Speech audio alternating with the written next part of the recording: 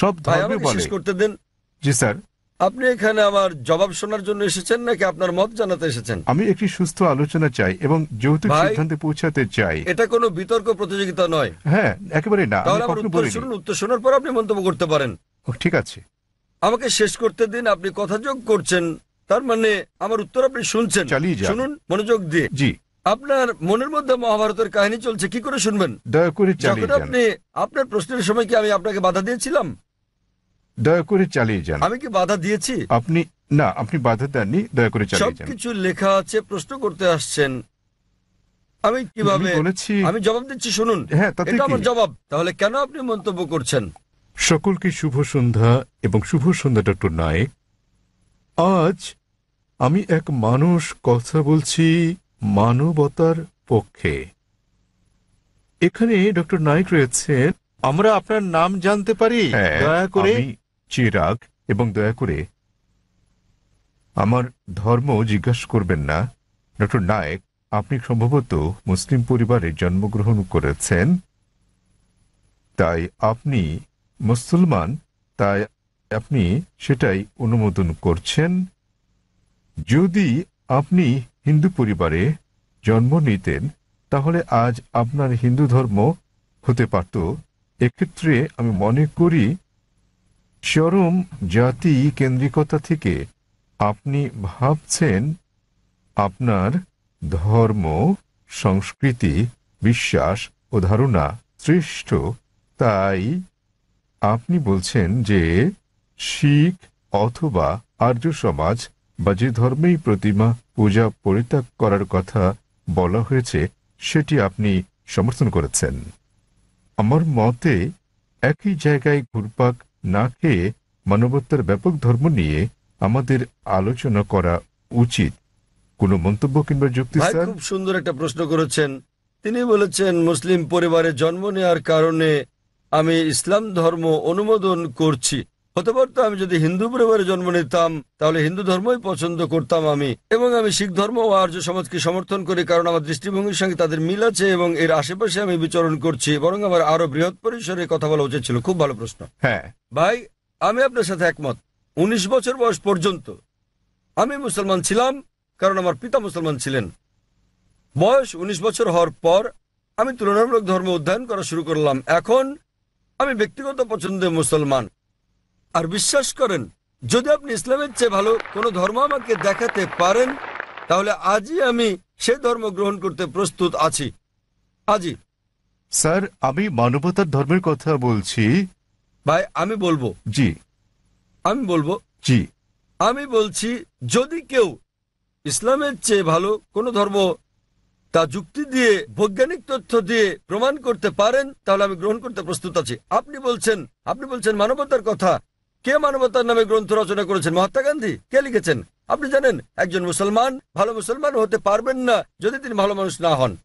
সে কথা সব ধর্মেই বলে। সব ভাই ধর্মে আমাকে বলে। শেষ করতে দেন। জি স্যার। আপনি এখানে আমার জবাব শোনার জন্য এসেছেন নাকি আপনার মত জানাতে এসেছেন? আমি একটি সুস্থ আলোচনা চাই এবং যৌতুক ভাই, সিদ্ধান্তে পৌঁছাতে চাই। এটা কোনো বিতর্ক প্রতিযোগিতা নয়। হ্যাঁ, একেবারে না, আমি তাহলে আমার কখনো উত্তর বলিনি। শুনুন, উত্তর শোনার পর আপনি মন্তব্য করতে পারেন। ঠিক আছে। আমাকে শেষ করতে দিন। আপনি কথা যোগ করছেন, তার মানে আমার উত্তর আপনি শুনছেন। চালিয়ে যান। শুনুন মনোযোগ দিয়ে। জি। আপনার মনের মধ্যে মহাভারতের কাহিনী চলছে, কি করে শুনবেন? দয়া করে চালিয়ে যখন যান। আপনি আপনার প্রশ্নের সময় কি আমি আপনাকে বাধা দিয়েছিলাম? দয়া করে চালিয়ে যান। আমি কি বাধা দিয়েছি? আপনি না, আপনি বাধা দেননি, দয়া করে চালিয়ে যান। সবকিছু লেখা আছে, প্রশ্ন করতে আসছেন, আমি কিভাবে আমি বলেছি। আমি জবাব দিচ্ছি, শুনুন। হ্যাঁ, তাতে এটা কি? আমার জবাব। তাহলে কেন আপনি মন্তব্য করছেন? দয়া করে বলুন স্যার, দয়া করে বোঝার চেষ্টা করুন, আমাকে আপনার উত্তর বলুন। আমার উত্তর শুনলে আপনি বুঝতে পারবেন, অন্যথায় লাখ লাখ মানুষ বুঝলেও আপনি একই প্রশ্নই করে যাবেন। আমি একজন চিকিৎসক। এক ব্যক্তি একা দুটো বিষয়ের প্রতি মনোযোগ দিতে পারে না। উত্তর শুনুন, উত্তর দেওয়া হলে আর সমস্যা থাকবে না। তাহলে আপনাকে বুঝতে হবে আপনি মানবতার কথা বলছেন। আপনি প্রথমেই বলেছেন আমার ধর্ম জানতে চাইবেন না, পরে আপনি বলছেন আমি মানবতার পক্ষে।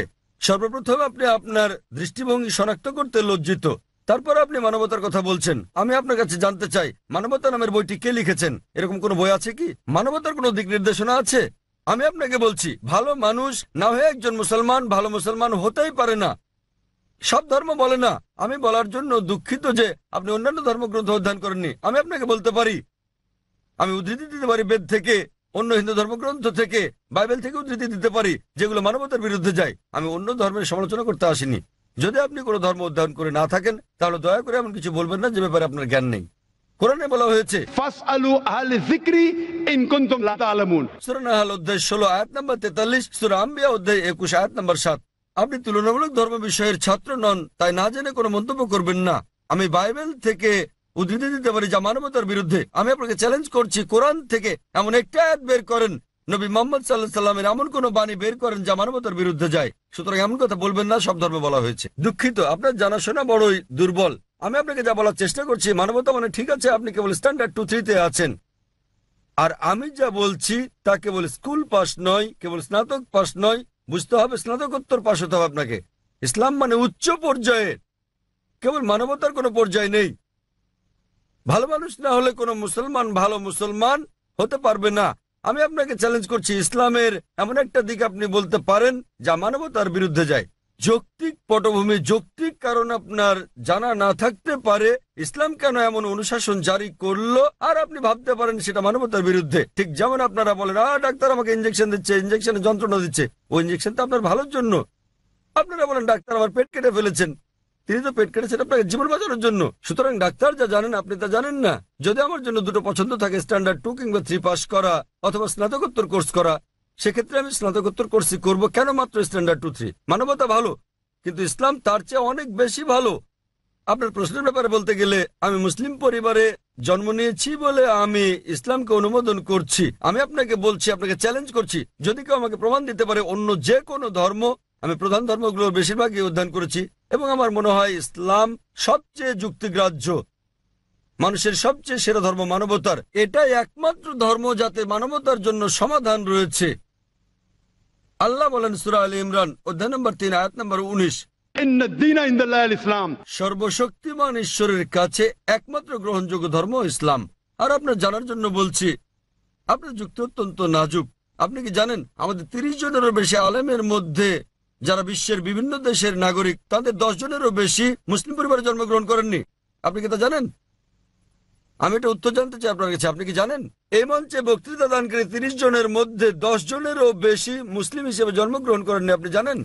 হ্যাঁ, আমি হতে পারি আমি আপনাকে বলছি। জিজ্ঞেস করছি, আপনি কি তা জানেন? না, আমি হ্যাঁ তা অথবা জানি না না। বলেন। তাহলে আপনার পুরো যুক্তি তো অসার। বিশ্বের বিভিন্ন দেশের 30 জন বক্তার মধ্যে 10 জনের বেশি আমেরিকান, 4-5 জন কানাডার, কয়েকজন ইউকের, মালয়েশিয়ার আছেন, সৌদি আরবের, সংযুক্ত আরব আমিরাতের, সোমালিয়ার এবং সুদানের বক্তা রয়েছেন, এবং এদের মধ্যে 10 জনেরও বেশির জন্ম অমুসলিম পরিবারে। তারা বেড়ে ওঠার পর কেউ কিশোর বয়সে গ্রহণ করেছেন ইসলাম, কেউ 20-এর কোঠায় গ্রহণ করেছেন ইসলাম, কেউ বা 30-এর কোঠায় গ্রহণ করেছেন। আর আল্লাহ তাদের হেদায়েত দান করেন, তারা নিজেদের পছন্দে মুসলিম হয়েছেন। সুতরাং আপনার যুক্তি, মুসলিম পরিবারে জন্মগ্রহণের কারণে আমি ইসলাম পছন্দ করি, এসব লোক জন্মগ্রহণ করেননি মুসলিম পরিবারে। তারা খ্রিস্টান পরিবারে জন্মেছেন, তারা অমুসলিম পরিবারে জন্ম নিয়েছেন, তারা ইসলাম পছন্দ করেছেন। কেন?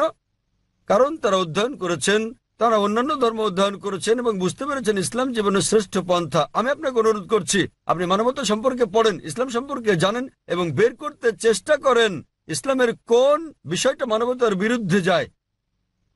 তাহলে আপনি জানতে পারবেন সবচেয়ে ভালো ধর্ম। আমি আপনার ধর্ম সম্পর্কে জিজ্ঞেস করছি না, আমি আপনাকে সর্বোত্তম ধর্মটা গ্রহণ করতে বলছি। এবং জীবনের সর্বোত্তম পথ, মানবতার একমাত্র সমাধান হচ্ছে ইসলাম। ধন্যবাদ।